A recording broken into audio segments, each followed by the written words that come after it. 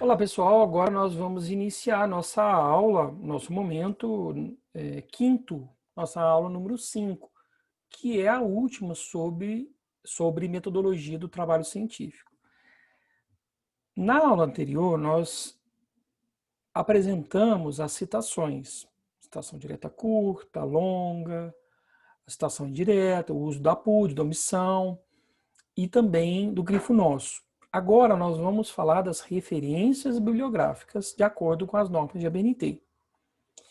Bom, o objetivo aqui não é aprofundar nas normas de ABNT, nas referências, mas é trazer as referências mais utilizadas. Então, para iniciar, como que nós montamos uma referência? Lembrando que a referência ela vai aparecer lá no final do seu trabalho, do seu artigo, da sua tese, da sua dissertação, do seu pôster, seria o último item. Então você tem introdução, na verdade você tem lá o título, o resumo, introdução, desenvolvimento e as considerações finais. Depois vem as referências, é o último item. Como eu monto uma referência quando eu li um livro completo? Eu li todo o livro. Como eu faço isso? Bom, bem simples. Se tiver apenas um autor, e aqui eu estou colocando modelos que não necessariamente existem, tá? Às vezes você pode querer consultar esses livros aqui, eu inventei alguns termos, alguns existem, outros não. Então, por exemplo, o Michel Foucault, então nós temos aqui o primeiro nome, o sobrenome, a obra Vigiar e Punir, Rio de Janeiro, Companhia das Letras, 1990, 110 páginas. Se você perceber, então eu tenho o primeiro nome aqui e aqui o sobrenome. Se tivesse Júnior, filho, neto, apareceria aqui. Então, Vigiar e Punir. Então, quando você leu a obra, vai ficar em negrito o título da obra. Ó, negrito. A cidade, a editora, o ano e o número de páginas desse livro. Luiz, onde eu vou ter acesso a essas informações? No próprio livro, lá na contracapa. Tá? Tem no livro que você está lendo, um livro acadêmico e tal, existem todas essas informações lá nas primeiras páginas. E aqui tem uma pequena diferença em relação a esse primeiro modelo e exemplo aqui. Qual é a diferença? Tem subtítulo. Então, fundamentos da educação, dois pontos, crise e paradigmas. A estrutura a estrutura desse modelo aqui é a mesma desse. A única diferença é que nós temos aqui o subtítulo. Nesse caso, o subtítulo vem depois dos dois pontos e não está em negrito. É só essa diferença. E quando há dois autores do livro, como eu vou montar? Então, Carlos Soares, Neiva Silva, Fundamentos Pedagógicos, cidade, editora, ano e número de páginas. Você pode abreviar o primeiro nome? Pode. Aqui está o modelo. Entre um autor e outro, você vai colocar ponto e vírgula. E aqui é a mesma estrutura da anterior. Eu coloquei dois exemplos aqui para mostrar que pode ser abreviada. Mas preste atenção numa coisa. O Carlos é C ponto, mas tem um ponto e vírgula para separar um autor de outro. Então existe esse pequeno detalhe aqui do ponto que você não pode esquecer. Esse ponto aqui não vai aparecer aqui, porque não está abreviado. Tá? Então são pequenos detalhes que nós devemos prestar atenção. Se você tiver dúvida, vem no modelo. E quando tem três autores, como vai ficar? Douglas Castro, Jane Lieberman, e aqui, desculpa, mas está faltando uma vírgula aqui, tá? Depois eu vou corrigir nos meus slides. Lucas Pereira, crise pedagógica. Ah, mas se tivesse aqui um subtítulo, aí teria dois pontos e não estaria em negrito.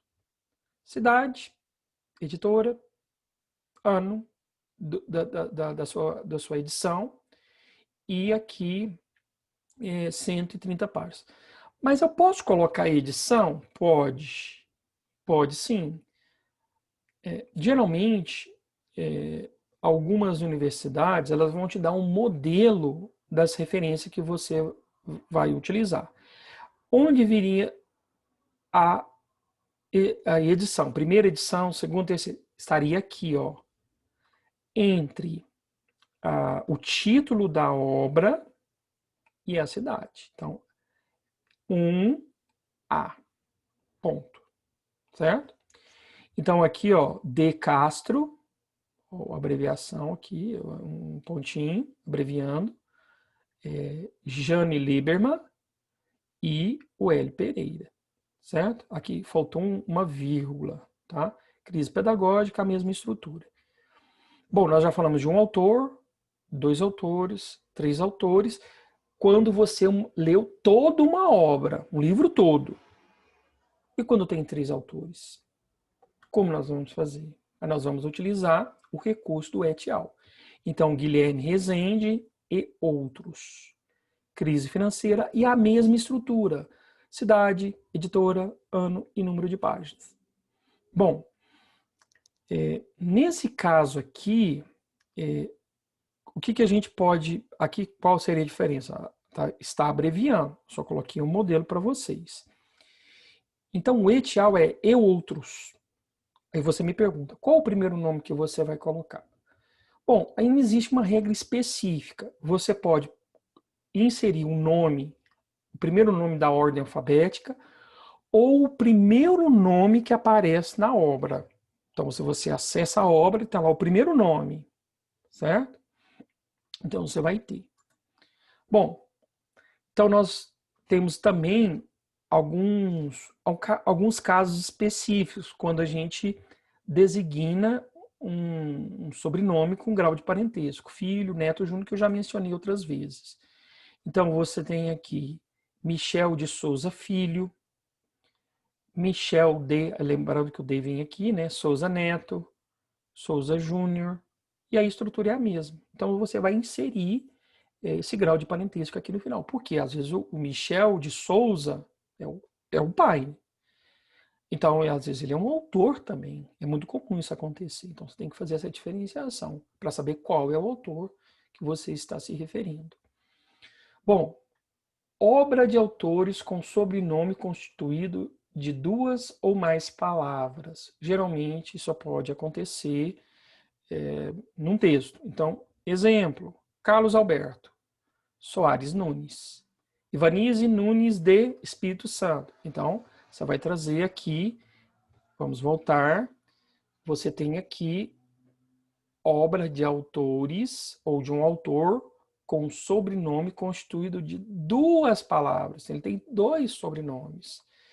Então, Soares Nunes, Carlos Alberto. Então, nesse caso, ele tem um nome composto e tem 2 sobrenomes. Aqui nós temos título, subtítulo e aquela estrutura que a gente já mencionou várias vezes. Bom, e nesse caso aqui específico, Ivanise Nunes de Espírito Santo é um outro exemplo também do que pode existir, né? No caso, um outro modelo, né, que existe, que é o Soares Nunes, Espírito Santo, etc. e tal. Obras com tradução. Então, você tem o Carlos Alberto Soares Nunes, aqui eu inventei, Um Estranho no Espelho, tradução de Ana Maria Ribeiro. Você pode inserir aqui a edição entre o Ribeiro e a cidade, Rio de Janeiro, Companhia das Letras. E aqui no final, ó, depois da página, nós temos o título original, no caso em inglês, né? Estranho no Espelho. Então, você tem aqui um modelo que você pode utilizar. Tá? É bem simples. Depois que você aprende, fica bem fácil. É um pouco chato, muitos detalhes, mas não é difícil.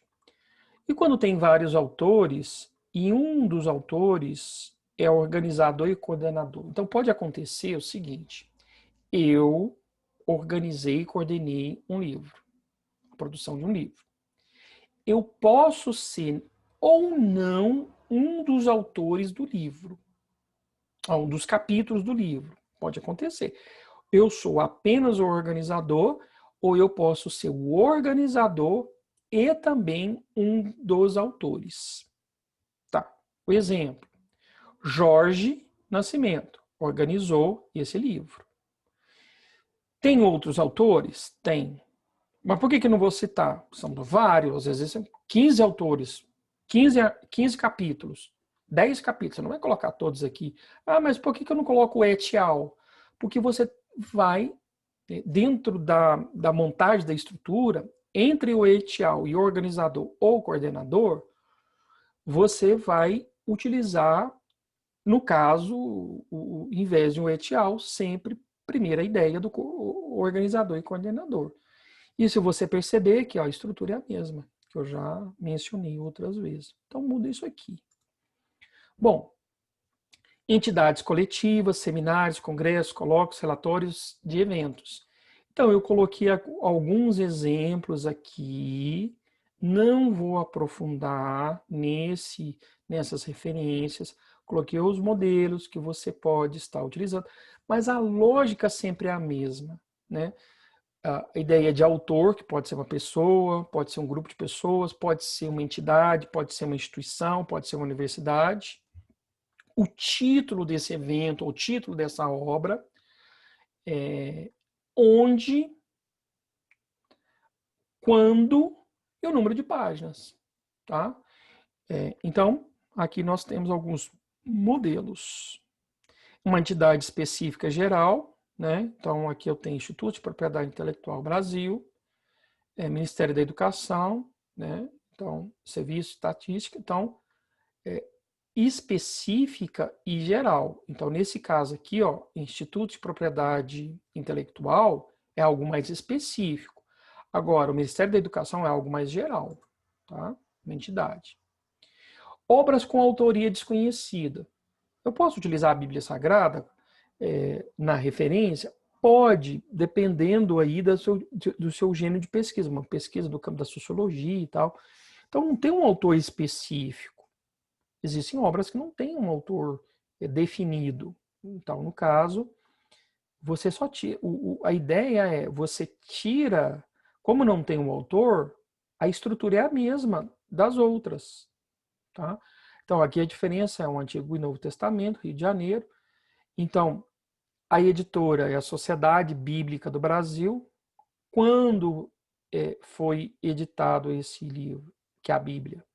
1960, 350 páginas. Se tivesse, porventura, uma edição, estaria aqui, ó, entre o título da obra e o subtítulo, estaria nesse lugar aqui. Ó.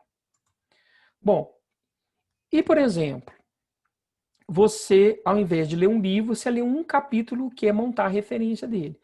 Tem muita gente que às vezes coloca a referência sem ter lido o livro, mas leu só um capítulo. Então tem honestidade intelectual. Isso não vai fazer do seu trabalho mais nem menos. Então, apresenta nas referências apenas aquilo que você leu. Até mesmo porque, além de ser uma questão de honestidade intelectual, também pode incorrer num risco. E se a banca fizer perguntas sobre o livro de uma forma geral e você leu só um capítulo, aí você estará numa situação difícil. Tá? Como é que nós vamos montar? Se você perceber, é bem fácil. Olha só. Então, eu tenho aqui a Carolina Soares, Crise Escolar, em Resende, Carlos, organizador, educação escolar. Essa estrutura aqui não muda, ó. Cidade, editora, ano. Mas aqui muda. Vamos ver isso com calma. Então, olha só, traduzindo esse modelo aqui. Você leu todo o livro? Não. Leu um capítulo? Sim. Então, preste atenção. No livro do Carlos, no livro organizado pelo Carlos Rezende, no livro Educação Escolar, tá certo? Organizado pelo Carlos Rezende. Então, você vai pegar uma obra, um livro. Qual que é o nome do livro? Educação Escolar. Quem que é o organizador? Carlos Rezende. Você abre esse livro E lá tem vários capítulos. Um dos capítulos foi escrito pela Carolina Soares, com o título Crise Escolar. E aí, qual é o capítulo 2? Intervalo de páginas, da 30 a 70. Certo? Então é muito fácil. Então, primeiro vem o capítulo e o autor do capítulo. Depois tem que colocar um em Carlos Rezende. Essa estrutura aqui, ó, é a mesma de um autor só. Só muda o final aqui. Então, está se referindo ao capítulo 2, esse intervalo de páginas, onde está o texto Crise Escolar da Carolina Soares. É fácil. No primeiro momento fica meio confuso, mas depois que você vai pegando o jeito, fica mais tranquilo. Agora, vamos imaginar o seguinte, que você está lendo esse livro, Vigiar e Punir, que é do Michel Foucault. Esse livro foi publicado numa editora Companhia das Letras, do Rio de Janeiro, certo? No ano de 90. Mas, de repente, você está querendo apenas um capítulo desse autor. Então, é simples. Aqui nós temos um organizador e o autor do artigo diferente, mas aqui é o mesmo. Então, eu não vou repetir o nome dele, eu vou colocar esse tracinho aqui, tá? Ah, qual é o tamanho do tracinho? Nem pequeno, nem muito grande. Mas se você utilizar isso aqui, você pode colocar uns 6 espaçamentos, em média, tem que ser padrão. Você colocou 6 aqui, nos outros momentos que você utilizar, tem que ter 6 também, tem que seguir o mesmo padrão. Ah, tem uma regra? Não, não tem uma regra. Bom, como é que fica então? Ó, no livro Vigiar e Punir, né, nesse livro existe um capítulo. Qual que é o nome do capítulo? A História das Punições. Quem é o autor do livro e do capítulo? A mesma pessoa, Michel Foucault. Então, esse capítulo, que é a História das Punições, está no capítulo 5º, nesse intervalo de páginas. Então é fácil também. Então eu coloquei aqui um pequeno detalhe de diferença quando existem. Aqui é o mesmo autor do livro e do capítulo, e aqui é um organizador, né? No caso aí tem vários autores diferentes. Poderia ser, poderia ser o Carlos Rezende, o autor desse artigo Crise Escolar? Poderia. Como que ia ficar? Ficaria Rezende Carlos, e aí você traz esse espaçamento aqui, depois dos 2 pontos. In, ponto, organizador, ponto, e ponto aqui no final. Tá? No caso de resenhas, aqui nós temos um modelo, uma resenha de uma revista. No caso de revista, não é o título em negrito, é o nome da revista. E na revista tem que ter o volume, número e o intervalo de páginas que você utilizou e o mês e ano. Tá? Aqui só tem um detalhe. Nós temos que abreviar, que eu coloquei maio, mas é MAI, você abrevia. Tá? Então, janeiro é JN, fevereiro é FEV. Tá? Então, a estrutura aqui é semelhante. Ó. Vamos pensar. Carolina, eu inventei também, né? Carolina Soares, autora desse artigo da revista chamado Crise Escolar. Rio de Janeiro, Companhia das Letras, 2000, resenha de. Então, quem fez a resenha? O Carlos Megali, Contexto Atual da Educação. Então, ele fez uma resenha para essa revista, com base no livro Crise Escolar da Carolina Soares. Tá? Então, essa resenha do Carlos Megali, eu falei Carlos Soares, mas é Carlos Megali, está na revista, é publicado em São Paulo, volume, número.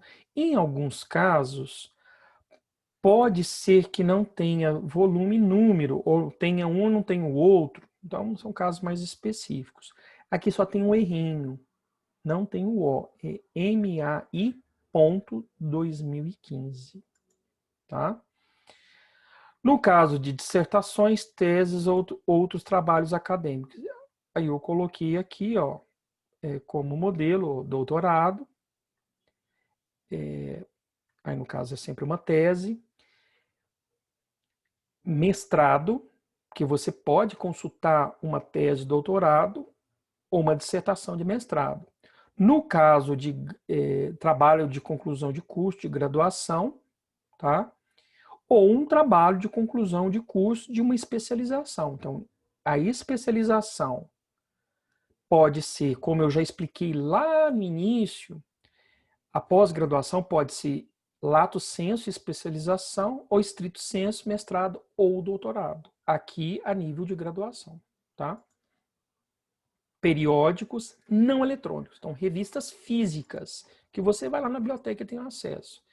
E aí, um detalhe importante. Vamos a esse caso aqui, ó. Martins Carlos, Saúde da Terceira Idade, Revista Saúde.